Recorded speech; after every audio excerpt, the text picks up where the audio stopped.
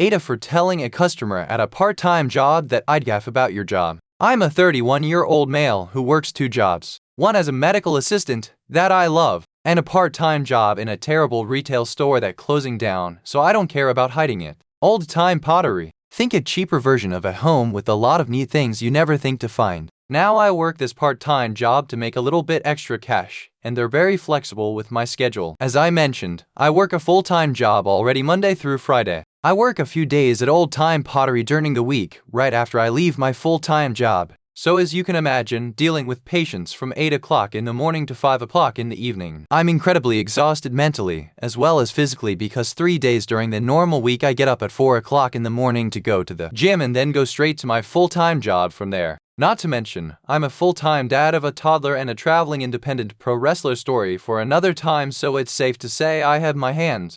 Now anyone who works in the medical field, that dealing with patients all day comes with a variety of things. You have papers to fax, medications to track and enter, and you have the patients themselves what you have to room and get their information, etc. It can be overwhelming at times, but I enjoy it. Those who are in this field also know that as a medical assistant, we don't always get the best pay. Enter the part-time job. Now my part-time job isn't all that terrible. I work with a number of people that I enjoy talking to and getting to interact with. However, this is retail, and retail workers all have the same experience. Customers in retail are the absolute worst people on the planet. It's like being around a bunch of untrained animals. But I do have my customer interactions every once in a while that restore my faith in retail. So the store I work for, Old Time Pottery, had announced that they would be going out of business, and this is around the start of the holidays. So that means discounts on top of discounts on top of even more discounts. Entitled customer after entitled customer, and I know that with my personality, I don't have the capability to deal with customers for long periods of time.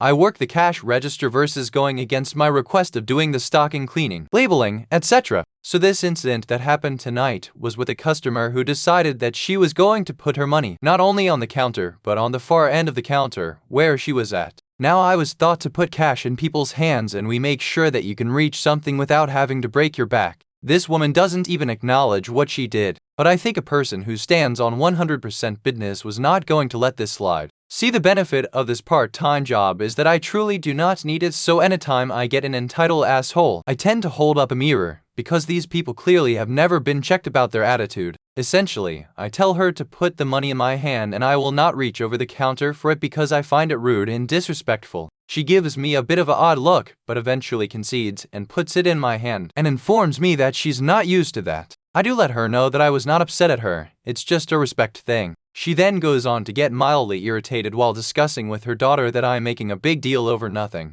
Now she's doing all this, but she's speaking in Spanish. And one of my favorite other things about retail is springing the bear trap on customers who speak Spanish, not knowing I understand every word they're saying. As soon as I let her know that it wasn't about anything more than being respectful, you can insert the shocked Pikachu face here. She goes on to communicate with me in English, saying that she deals with stuff like that every day at work, and you just have to deal with it. To which I reply, no TF I don't, you're going to treat me like a human. I'm not sure what you do, but I won't let anyone treat me less than human just because they are too freaking lazy to pick up cash and put it in another person's hands. You're with your daughter. Teach example. She then says, I deal with this every day, and you need to learn to deal with it also, and I rebuttal with, I honestly don't give a shit, in the most monotone voice that I can provide. I didn't tell her get the F out after she goes on about I need to speak with a manager, to which I informed her that she's more than welcome to wait. For one, this wouldn't be my first time having an interaction with a customer like this. Surprise now, maybe I went in a little harder than I needed to, but I've always had a respect for people who work retail, as my first job was McDonald's, Walmart, Target, and numerous jobs where I had to provide customer service, and just because I am primarily in the medical field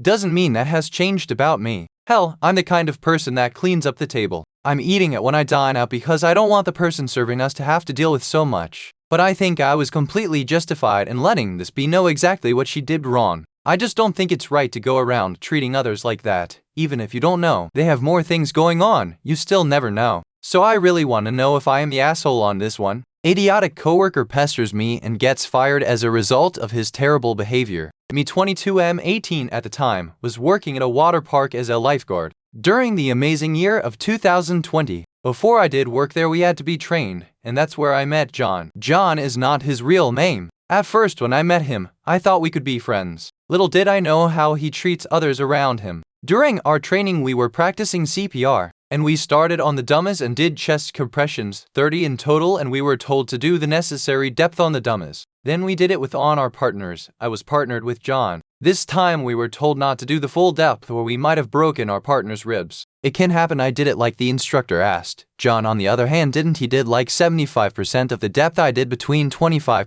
50% and told him to stop. He didn't. After that I had a bruise on my chest where he did the compressions on me. Fast forward a week and we're doing our final test. We were given some time to prepare and study while we waited for our turn. So I took that time to study and make sure that I would be able to pass and do the job correctly. John was sitting next to me, as well as my younger sister. John leans over and says, "Hey, I know some pressure points. You want to see them?" I responded saying no. I was annoyed and losing my patience at that point with John. John then says, "Oh, come on, let me show you," as he moved his hand closer to my leg. I then told John, "Leave me alone." He then backs off and goes to do his test. My sister then said, "I think that's one time I seen you lose your patience." She leaves and passes her test, and so do I. A little bit of backstory on me: I'm the eldest of 3 brothers and a sister, so I have them to thanks for my high tolerance. Sometimes during the shift, John would poke me, make fun of me, or call me terrible things. The colorful words, if you know what I mean. So, I would tell him not to touch me, but that never worked. Eventually the season ended, and I had a great time working at that water park.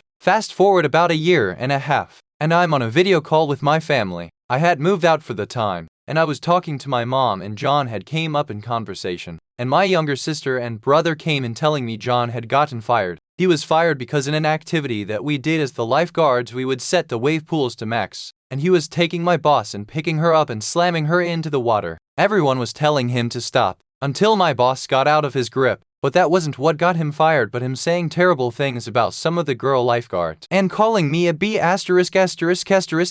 All I can say now is that I'm glad my siblings and that park no longer has to deal with that terrible human being. Entitled Karen slapped me for buying a toy. I am 18, but I was 12 when this story happened. I'm just gonna say that I am a FNAF fan. I was gonna buy a FNAF plush when Karen showed up with entitled kid. This is in the Walmart toy aisle. Entitled Karen: "Oh hi, why are you here getting a toy for your kid?" Me: "No, I am single." Entitled Karen: "Then why are you here?" Me: "To get a plush." Entitled Karen: "You're too old for that." Entitled Karen sees that I got FNAF plush. "You're gonna make my child evil." Me: "What? Do why she cuts me of that stupid Freddy Frick Bear or whatever." Me: "Oh, you mean Freddy Fazbear? Yeah, I am a FNAF fan." Entitled Karen: "How can anyone be a fan of that?" She slaps me so hard the plush falls out my hand. Entitled Kid cries. Entitled Karen: "Look what you have done. You made my baby cry. I am now bleeding."